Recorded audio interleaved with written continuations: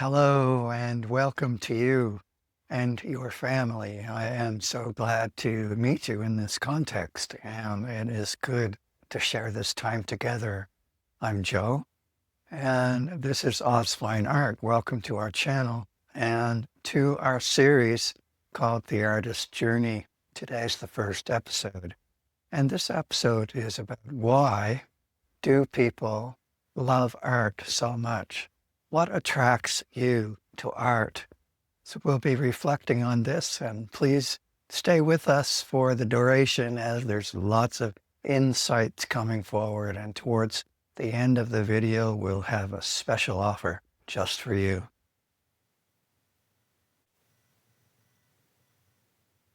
Art for me has always been such a part of my life and woven into things since childhood, really, and part of my professional path. And it's not just about what hangs on a wall either. It's really about art as connection, expression, and understanding the world around us. Art has been central part of self-expression for me as a musician, singer-songwriter, as a student, as a teacher, as a scholar, as an author. Art has been part of the integral process, the dynamic process of creating and sharing information, and not just information, but a sense of culture, of values, of wisdom, of insight, of the existential, real life struggle to find answers and to move forward with issues in life. Art has been integral to that whole process, and art for so many people is, I think, a very limited definition. It's like, the art that hangs on the wall. But really, art is a process. It's a dynamic, living, breathing process that happens in time. A process is something that unfolds through our actions. It's not an abstract. Well, it can be an abstract painting, but an abstract painting itself is a process.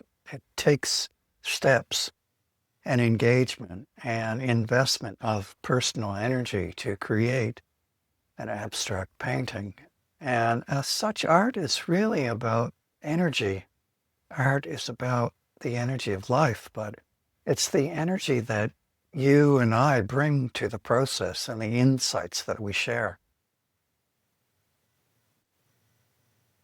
So let's start with the basics and think back for a moment to your earliest memory of art.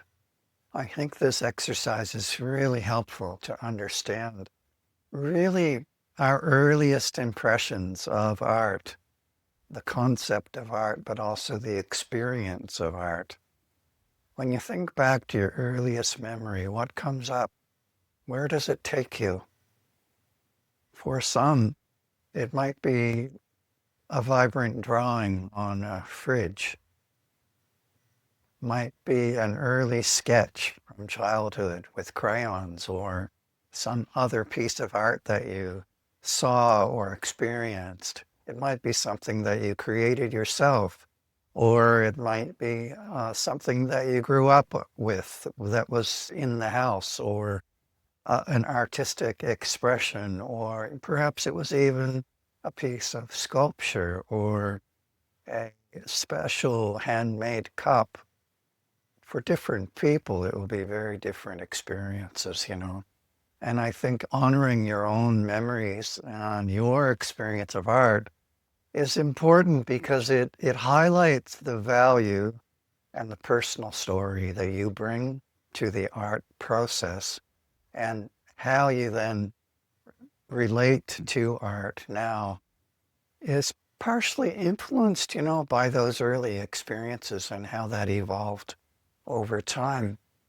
And so for other people, it could be an intricate pattern from a quilt that was made by a grandmother, a great-grandmother, that was passed down through the generations in your family.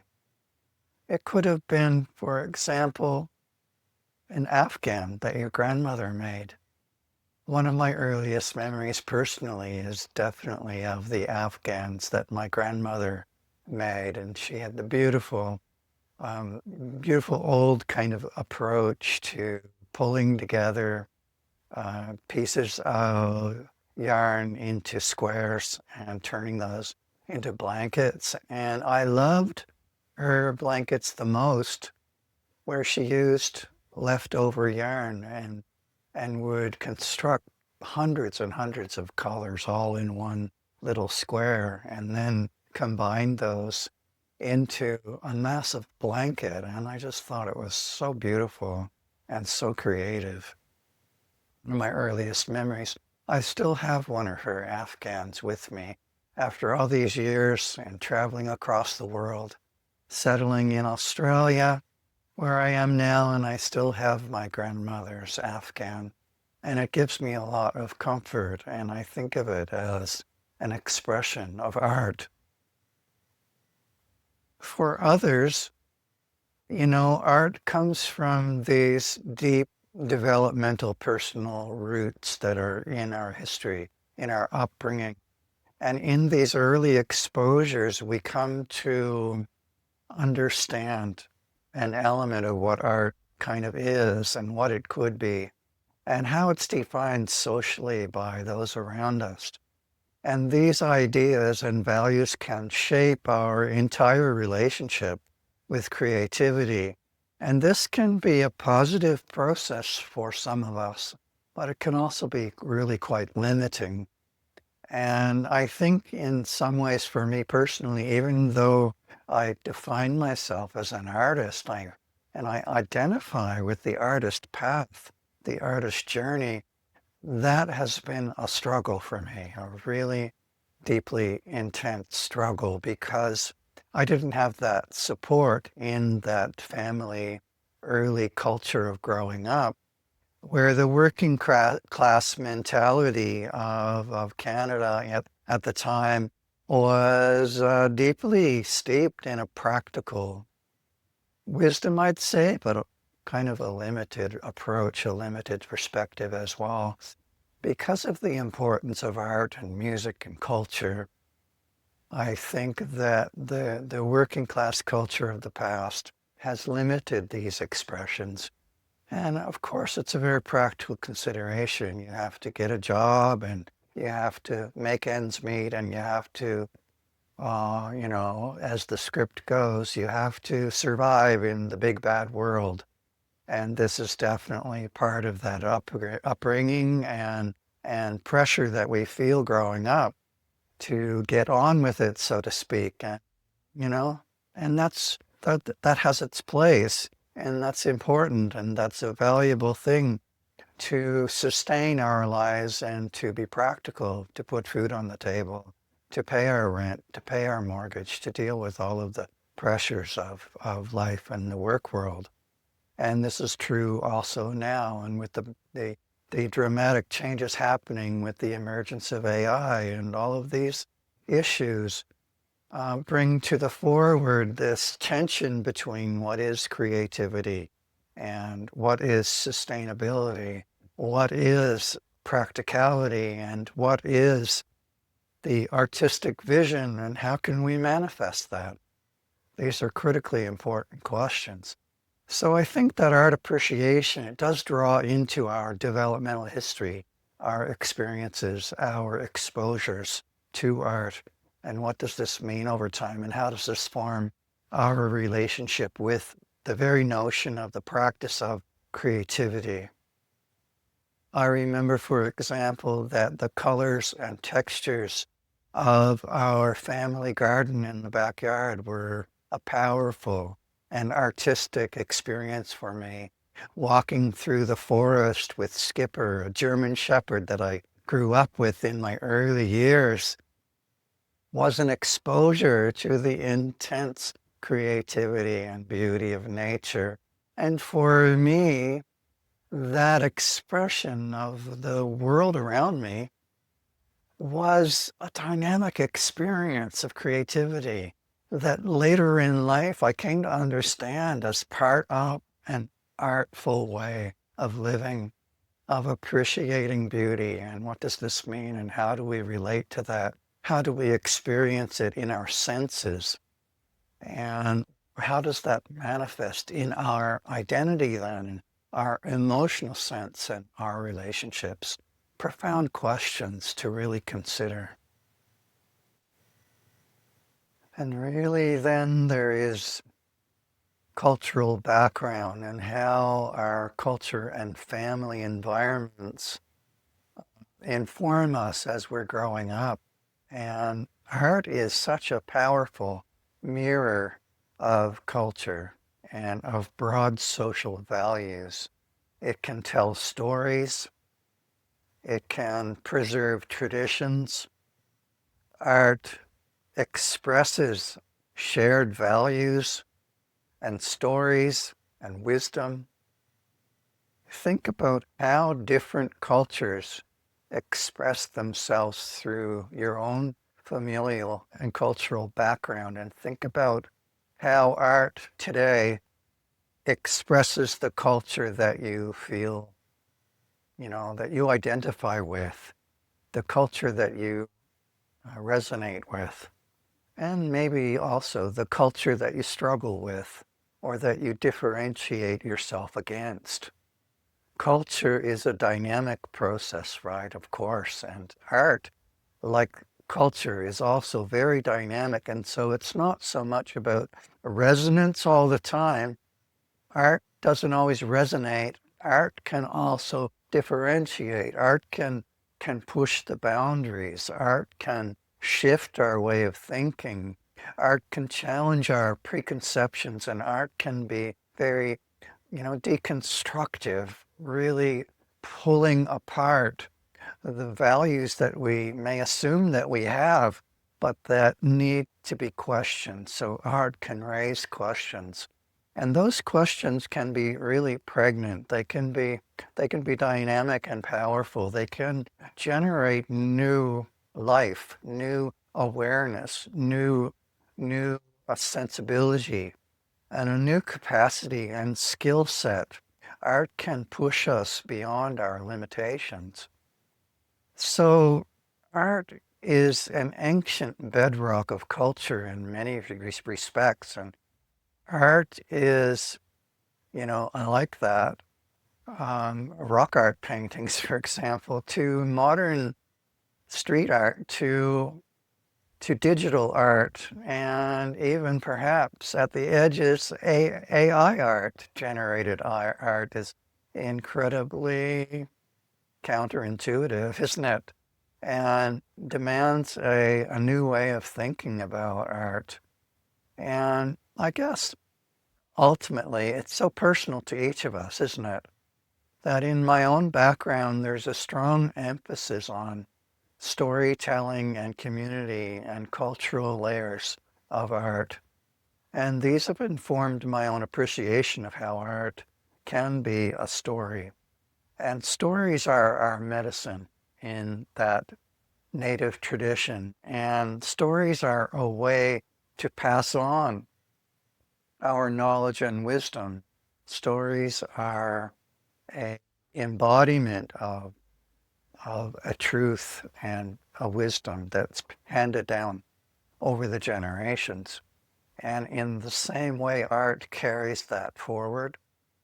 Art brings us back into ancient times through petroglyphs on the stones, or through cave art paintings, or through indigenous styles of art that manifest through weaving of grass and of basket making, and using organic materials, and advancing into the use of clay and firing the clay, and making bowls that represent the organic nature of our hands, for example, that the bowl shape was one of the most ancient forms of pottery simply because our hands are how we grasp onto water from a stream.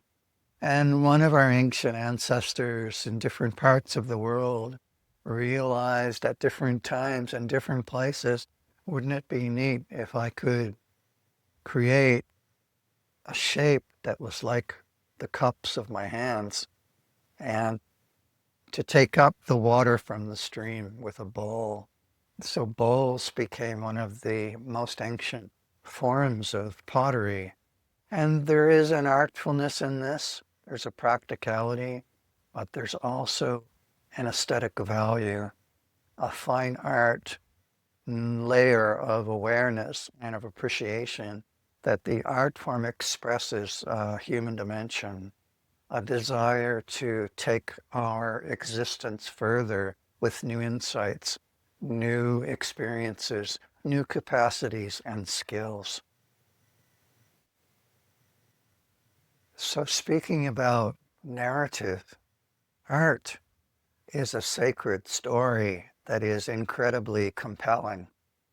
Every brushstroke, every curved line, every carved line in clay, for example, or in the textures of paint, can be a word, a visual language, an emotional expression, psychological mindset, a cultural or familial meaning and power. It's not just about what you see, it's about what you feel. It's about the emotions that it evokes in you. Art is a communication about the human experience. We so normalize our human experience that we devalue it all the time. But the human experience is so profound. It is so amazingly profound. And and there are narratives of joy, of struggle, of love, of resilience, passion, of betrayal. There are stories of intense, intense creativity in our loving each other, in our lives that we share together. There is every aspect of the human passionate experience expressed through the lens of art. Art is also deeply tied to learning. It's a way to explore new ideas and to challenge our perspectives, to see the world through different eyes, to think about how much we learn about history through art, to learn about social relationships and experiences, to learn about the sociology of culture, to learn about our own psychology and the psychology of other people. Art informs us about how people think, how they feel, how they express their passions as well as their prejudice. Art gives us an engagement with different eras and places and times. Art connects us to place, to sacred country, to our origins, to our cultural origins. Art is a continuous form of education, and it opens up so many doors as well as closes doors by giving us a sense of meaning, of clarity and insight.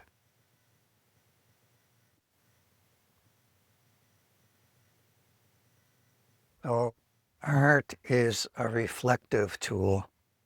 It reflects personally, but also socially and historically. Art reflects society and culture. Art can reflect political realities. Art can make statements about what's happening out in the world, and in quite powerful ways, art can provide social, even prophetic commentary. Art can literally change our mindsets, and art has a transformative element to it. The best art emerges from this transformative moment because art is alive in this sense. Art is a relational process. It's not just the art that exists as an artifact. Art is also the process of communication.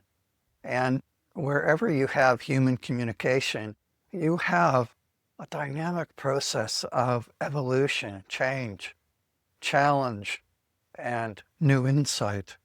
And that new insight leads forward into new actions, new ways of being, new ways of acting, new ways of constructing knowledge, and further social and political actions emerge from these processes. So art has a dynamic part to play in that story. Now, let's talk about art as a form of collecting, because collecting also has a dynamic and changing, evolving layer to it in today's world. And the act of becoming an art collector, an art connoisseur, and a lover of art is a dynamic and engaging process. Please like and share this video, and share it forward with the people that you care about and that you feel might be interested in this discussion. In our channel, Oz FineArt, we're really wanting to build community, and part of that algorithm, the dear old algorithm in YouTube, by hitting that like and by squashing that subscribe button, you're telling YouTube that other people might be interested in what we're doing, and we appreciate your referral of our quality work to people who might enjoy this. Thank you so much for that. Please also add comments below the video, questions, insights, challenges, whatever you want to express. And the more that comments appear below videos, generally it really tells YouTube that we have a passionate and insightful and very gifted community interested in our videos. And this builds our channel. It also builds our ability to make referrals and to help people to find our website, which is at ozfineart.au. A new website just recently launched with a lot of very beautiful artworks that are available. So feel free to visit our website.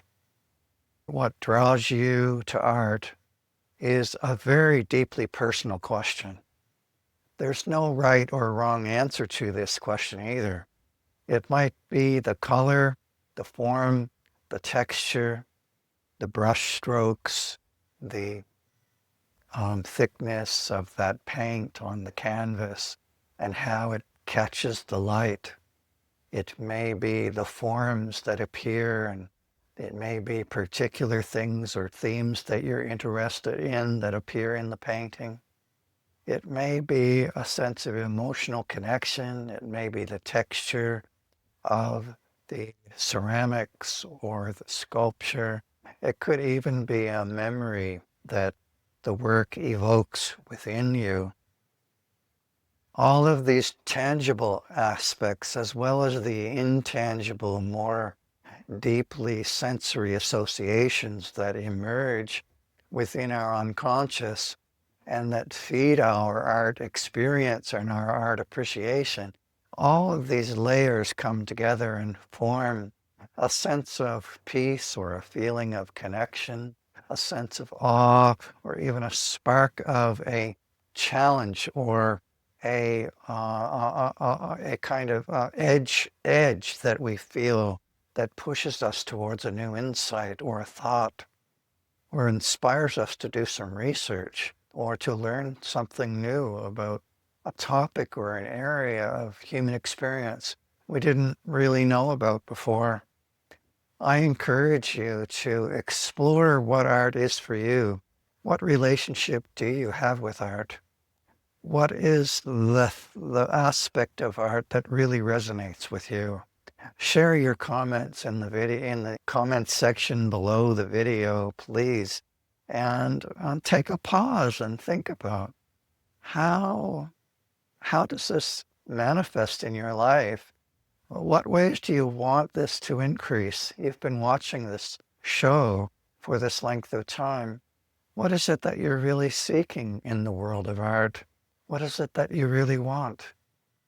And think about that. It's a powerful question because when you realize what you're edging towards, you come to terms with more of what you want to manifest in your life. You, in fact, begin to articulate that edge of growth, that edge of new experience, that edge of learning. And that can translate very quickly into a manifestation power that gives you a sense of where you're heading and what you will create in your life. And so art has this dynamic possibility attached to it. Art's not just about an artifact, as I keep saying. Art is about how you manifest your sense of meaning in the world. And ultimately, this is your power. This is your spirituality. How you manifest meaning is what spirituality, in fact, is all about. And I really believe this very passionately. I've spent a lot of years researching, exploring human culture, spirituality, as the way that people make their sense of meaning. And for me, art is one of the central ways that we do this in practice. And it's one of the most beautiful and powerful and creative forms of human agency and human expression and human evolution. And it is not a dying art by any means. The field of art and its utility and commerce are an emerging phenomenon that continue to grow socially and economically and in so many ways. We'll explore more through this series, The Artist's Journey on Oz FineArt. Thank you for joining us. Have a great day.